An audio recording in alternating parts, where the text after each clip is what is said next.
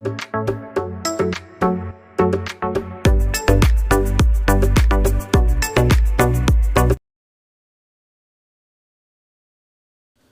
Morning, ഏവർക്കും study Nifty മലയാളത്തിന്റെ daily market ന്യൂസിലേക്ക് സ്വാഗതം. ഇന്ന് മെയ് 5 ചൊവ്വാഴ്ചയാണ്. ഇലക്ഷൻ റിസൾട്ട് വന്നു. കേരളത്തിൽ UDF അധികാരത്തിലേക്ക്. വലിയ അട്ടിമറി വിജയം ലഭിച്ചത് നമ്മുടെ അയൽ സംസ്ഥാനമായിട്ടുള്ള TVK എന്ന മുന്നണിക്കാണ്. വിജയ് തന്നെയാണ് അത് നയിക്കുന്നത്. വലിയ പാരമ്പര്യം അവകാശപ്പെടാൻ കഴിയുന്ന DMK, ADMK തുടങ്ങിയ പാർട്ടികളെ മറികടന്നാണ് പുതുതായി രൂപീകരിച്ച TVK ഏറ്റവും വലിയ ഒറ്റകക്ഷിയായി മാറിയത്. ഇന്ത്യൻ വിപണി കാത്തിരുന്ന ഫലം വെസ്റ്റ് ബംഗാളിലെയും ആസാമിലെയുമായിരുന്നു. എക്സിറ്റ് പോൾ ഫലങ്ങൾ വന്നതുപോലെ തന്നെ വെസ്റ്റ് ബംഗാൾ BJP അധികാരത്തിൽ വന്നു. ആസാമിൽ തുടർച്ചയായ മൂന്നാമത്തെ ടേമും BJP തന്നെയാണ് അധികാരത്തിലേക്ക് വന്നത്. BJP അധികാരത്തിലേക്ക് വരും എന്ന് വിപണി ഓൾറെഡി പ്രൈസ്ഡ് ആയതുകൊണ്ട് തന്നെ, അതായത് വിപണി ഇതിനോടകം തന്നെ കരുതിയിരിക്കുന്നത് അത്തരത്തിലായതുകൊണ്ട് തന്നെ വിപണിയിൽ തുടക്കത്തിൽ നല്ല നേട്ടത്തിലേക്ക് പോയെങ്കിലും പിന്നീട് ഒരു പ്രോഫിറ്റ് ബുക്കിങ്ങിലേക്ക് പോകുന്നതാണ് നമ്മൾ കണ്ടത്. ഇന്നലെ 1% മുകളിൽ ഉയർന്ന നിഫ്റ്റി ആഫ്റ്റർനൂണോടുകൂടി ഒരു പ്രോഫിറ്റ് ബുക്കിങ്ങിലേക്ക് പോയി. ഇനി ചുരുക്കി പറഞ്ഞാൽ റിസൾട്ടുകൾ മാർക്കറ്റുകൾക്ക് പോസിറ്റീവ് ആയിരുന്നെങ്കിലും ഒരു സർപ്രൈസ് ഇല്ലാത്തത് കൊണ്ട് തന്നെ മാർക്കറ്റിൽ ഒരു പ്രോഫിറ്റ് ബുക്കിംഗ് വന്നു എന്ന് തന്നെയാണ് നമുക്ക് ഇന്നലത്തെ റിസൾട്ട് അവലോകനം ചെയ്യുമ്പോൾ കാണാൻ കഴിയുന്നത്. ഇനി വെസ്റ്റ് ബംഗാളിൽ BJP അധികാരത്തിൽ വരുന്നതോടെ വെസ്റ്റ് ബംഗാൾ ആസ്ഥാനമായി പ്രവർത്തിക്കുന്ന നിരവധി കമ്പനികൾ നമ്മളൊന്ന് നോട്ട് ചെയ്യേണ്ടതായിട്ടുണ്ട്. ഫ്യൂച്ചർ ഓർഡർ പ്രതീക്ഷകളും റെയിൽവേ ഡിഫൻസ് സെക്ടറിലെ വലിയ ബഡ്ജറ്റ് അലോക്കേഷനും കാരണം വെസ്റ്റ് ബംഗാൾ ആസ്ഥാനമായി പ്രവർത്തിക്കുന്ന Titagarh Rail Systems, Texmaco Rail, Garden Reach Shipbuilders പോലുള്ള സ്റ്റോക്കുകൾ ഫോക്കസിൽ ഉണ്ടാവാനുള്ള സാധ്യതയുണ്ട്. പവർ ഡിസ്ട്രിബ്യൂഷൻ പ്ലസ് ജനറേഷൻ കമ്പനിയായിട്ടുള്ള CESC ലിമിറ്റഡ് ഫോക്കസിലുണ്ട്. കൂടാതെ കോൾ ഇന്ത്യയും ഫോക്കസിലുള്ള ഒരു കമ്പനി തന്നെയാണ്. ഇതുകൂടാതെ മെറ്റൽ സെഗ്മെന്റിലുള്ള നിരവധി കമ്പനികൾ JSW steel, Tata steel, Shyam metallics, Hindustan copper തുടങ്ങിയ കമ്പനികളും ഫോക്കസിലുള്ളത് തന്നെയാണ്. ഈ കമ്പനികളൊക്കെ പൊതുവിൽ ഫോക്കസിലേക്ക് വരാനുള്ള കാരണം കൂടി പറയാം. സ്റ്റേറ്റും സെൻട്രലും ഒരേ പാർട്ടി ഭരിക്കുമ്പോൾ പ്രൊജക്ട്സിന്റെ അപ്രൂവൽ എളുപ്പത്തിലാകും, എക്സിക്യൂഷൻ സ്പീഡ് കൂടും. കൂടാതെ ലാൻഡ് അക്വിസിഷനൊക്കെ വേണ്ടി വരുന്ന കാര്യങ്ങളിൽ അത് വളരെ എളുപ്പത്തിൽ നടക്കാനുള്ള സാധ്യതയുണ്ട്. അതുകൊണ്ട് തന്നെ ഈ കമ്പനികളെല്ലാം ഫോക്കസിൽ ഉണ്ടാവാനുള്ള സാധ്യത വളരെ കൂടുതലാണ്. മറ്റൊരു മുഖ്യമായിട്ടുള്ള വാർത്ത കൂടിയുണ്ട്. National company law appellate tribunal അടുത്തിടെ പുറത്തുവിട്ട ഒരു പ്രധാനപ്പെട്ട വിധിയെക്കുറിച്ചാണ് പറയുന്നത്. വേദാന്ത ലിമിറ്റഡ് സമർപ്പിച്ച ഹർജി തള്ളിക്കളഞ്ഞു. അദാനി എന്റർപ്രൈസസ് സമർപ്പിച്ച 14,535 കോടി രൂപയുടെ റെസൊല്യൂഷൻ പ്ലാൻ ജയപ്രകാശ് അസോസിയേറ്റ്സ് ദിവാല പ്രക്രിയയിൽ അന്തിമമായി അംഗീകരിച്ചിട്ടുമുണ്ട്.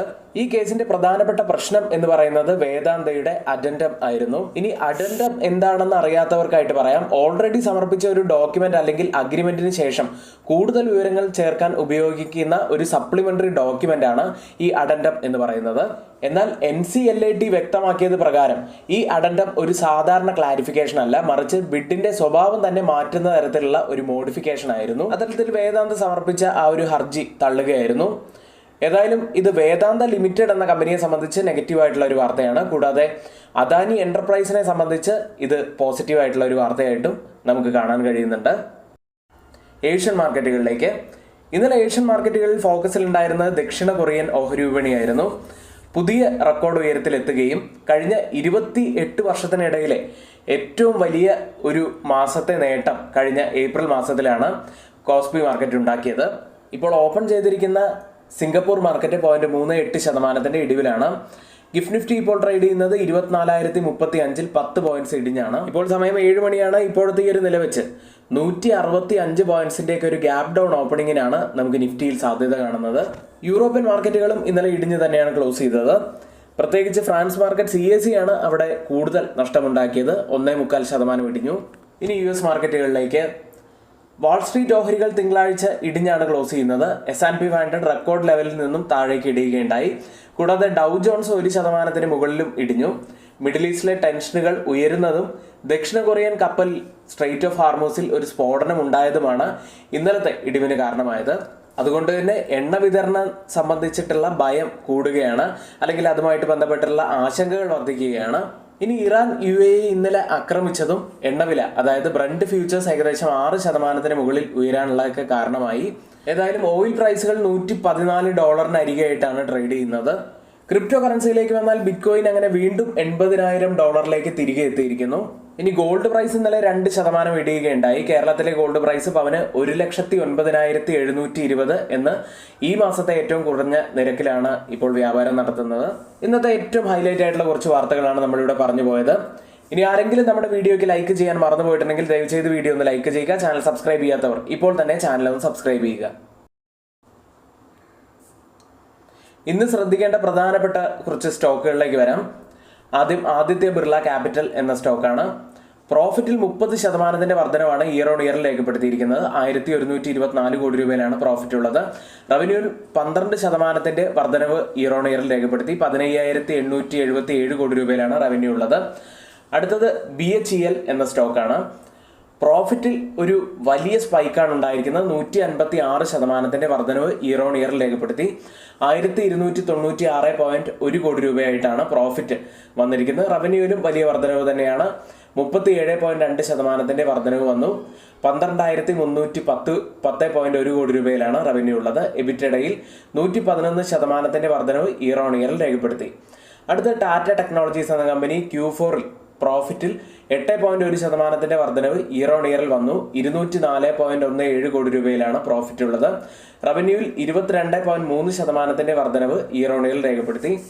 1572.22 കോടി രൂപയിലാണ് റവന്യൂ ഉള്ളത്. അടുത്ത അംബുജ സിമന്റ്സ് എന്ന കമ്പനിയാണ്. പ്രോഫിറ്റിൽ 77.6% വർധനവ് ഇയർ ഓൺ ഇയറിൽ രേഖപ്പെടുത്തി. 1830 കോടി രൂപയിലാണ് പ്രോഫിറ്റ് ഉള്ളത്.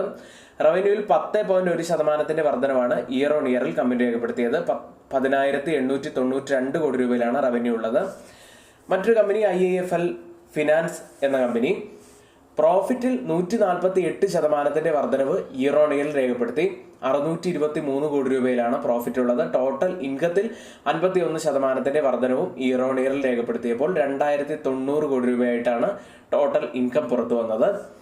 അടുത്തത് ശോഭ എന്ന കമ്പനി.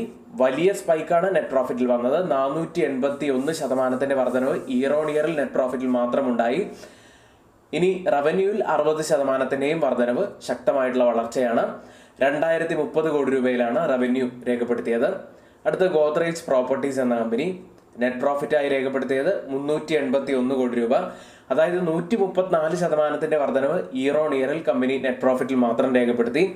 റവന്യൂവിലും ഒരു ഡബിൾ ഡിജിറ്റ് ഗ്രോത്ത് തന്നെയാണ്. 110% വർധനവ് ഇയർ ഓൺ ഇയറിൽ രേഖപ്പെടുത്തി. 2121 കോടി രൂപയിലാണ് റവന്യൂ പുറത്തു വന്നത്. ഇന്ന് റിസൾട്ട് വരുന്ന പ്രധാനപ്പെട്ട കമ്പനികൾ Mahindra and Mahindra, Hero MotoCorp, Coforge, United Breweries, Ajanta Pharma, Avanse Financials, Dalmia Bharat Sugar, Voltamp Transformers, Poonawalla Fincorp തുടങ്ങിയവയാണ്. അങ്ങനെ മാർച്ച് മാസത്തെ ആദ്യത്തെ പ്രവൃത്തി ദിനം FIS ഒരു ബൈയിങ്ങിലേക്ക് വന്നത് പോസിറ്റീവായി തന്നെ നമുക്ക് കാണാം. ഇന്ന് 2836 കോടി രൂപയ്ക്കാണ് FIS ക്യാഷ് മാർക്കറ്റിൽ ബൈ ചെയ്തത്. DIS ആവട്ടെ 4764 കോടി രൂപയ്ക്ക് ബൈ ചെയ്തു. ഇന്നലെ നിഫ്റ്റി ക്ലോസ് ചെയ്യുന്നത് 24,119 122 പോയിന്റ്സ് ഉയർന്നാണ്. അതായത് തുടക്കത്തിൽ 1% മുകളിൽ ഉയർന്ന നിഫ്റ്റി പിന്നീട് ഒരു ഇടിവിലേക്ക് പോവുകയായിരുന്നു. ഒരു പ്രോഫിറ്റ് ബുക്കിംഗ് ആണ് പിന്നീട് വന്നത് എന്ന് നമ്മൾ നേരത്തെ സൂചിപ്പിച്ചു. മാർക്കറ്റിൽ ഇപ്പോൾ നടന്നുകൊണ്ടിരിക്കുന്നത് ഒരു സൈഡ് വേസ് ട്രെൻഡ് തന്നെയാണ് എന്ന് നമുക്ക് ക്ലിയർ ആയിട്ട് മനസ്സിലാകും. കാരണം ഡൗൺ സൈഡിൽ 23,760 മുതൽ 23,850 വരെയുള്ള ഈ ഒരു സോണും, അപ്പ് സൈഡിലേക്ക് വന്നു കഴിഞ്ഞാൽ 24,420 മുതൽ 24,570 വരെയുള്ള ഈ ഒരു സോണിനും ഇടയിൽ തന്നെയാണ് നിഫ്റ്റി ട്രാവൽ ചെയ്തുകൊണ്ടിരിക്കുന്നത്. മാർക്കറ്റിൽ വലിയൊരു പോസിറ്റീവ് ന്യൂസ് ആയിട്ട് മാർക്കറ്റ് കണക്കാക്കിയിരുന്നത് ഇലക്ഷൻ റിസൾട്ട് തന്നെയായിരുന്നു. അത് ഇതോടുകൂടി കഴിഞ്ഞു. ഏതായാലും ഇന്നലത്തെ ക്യാൻഡിൽ സൂചിപ്പിക്കുകയാണെങ്കിൽ അപ്പ് സൈഡിൽ നല്ല സെല്ലിംഗ് പ്രഷർ കാണിക്കുന്ന ക്യാൻഡിലാണ് ഇന്നലത്തെ ക്യാൻഡിലായിട്ട് നമുക്ക് കാണുന്നത്. കൂടാതെ തൊട്ട് 2 ദിവസം മുൻപത്തെയും ക്യാൻഡിൽ ഏകദേശം ഇതിന് സമാനമായ ക്യാൻഡിൽ തന്നെയാണ്. അപ്പ് സൈഡിൽ ഒരു ക്ലിയർ ആയിട്ടുള്ള സെല്ലിംഗ് കാണിക്കുന്ന ക്യാൻഡിലുകൾ തന്നെയാണ് ഇപ്പോൾ വന്നുകൊണ്ടിരിക്കുന്നത്. ഡൗൺ സൈഡിൽ നമ്മുടെ ഈ സോൺ തന്നെയാണ് വളരെ പ്രധാനപ്പെട്ടതായി വരുന്നത്. നിഫ്റ്റി സ്വല്പമെങ്കിലും ഒരു പോസിറ്റിവിറ്റി കാണിക്കുന്നുണ്ടെങ്കിൽ ബാങ്ക് നിഫ്റ്റിയിൽ ഒരു നെഗറ്റീവ് സെന്റിമെന്റ് ആണ് നമുക്ക് കാണാൻ കഴിയുന്നത്. ഇപ്പോൾ ഫോം ആവുന്ന ക്യാൻഡിലുകളെല്ലാം റെഡ് ക്യാൻഡിലുകളാണ്. ഡൗൺ സൈഡിൽ നമ്മൾ ശ്രദ്ധിക്കേണ്ടത് 53,625 മുതൽ 54,450 വരെയുള്ള ഈ ഒരു സോൺ തന്നെയാണ്. അത് ബ്രേക്ക് ചെയ്യുകയാണെങ്കിൽ വലിയൊരു ഫോളും നമുക്ക് പ്രതീക്ഷിക്കാവുന്നതാണ്. ഇന്ന് നിഫ്റ്റിയിലും ബാങ്ക് നിഫ്റ്റിയിലും ശ്രദ്ധിക്കേണ്ട പ്രധാനപ്പെട്ട കുറച്ച് കാര്യങ്ങളാണ് നമ്മളിവിടെ പറഞ്ഞു പോയത്. ഇന്നിവിടെ നമ്മൾ പറഞ്ഞ എല്ലാ കാര്യങ്ങളും ഏറ്റവും ഓതറൈസ്ഡ് ആയിട്ടുള്ള സൈറ്റുകളായ Moneycontrol, Mint, Reuters, CNBC Financial Express തുടങ്ങിയ മാധ്യമങ്ങളിൽ നിന്നാണ് എടുത്തിരിക്കുന്നത്. മറ്റുള്ളവയെല്ലാം നമ്മുടെ വ്യൂസ് മാത്രമാണ്, ഒരിക്കലും റെക്കമെൻഡേഷൻ അല്ല, നിങ്ങളുടെ എഡ്യൂക്കേഷണൽ പർപ്പസിന് വേണ്ടി മാത്രമാണ് ഷെയർ ചെയ്യുന്നത്. എങ്കിൽ ഇന്നത്തെ ഈ വീഡിയോ ഇവിടെ പൂർത്തിയാവുന്നു. ഏവർക്കും നന്ദി.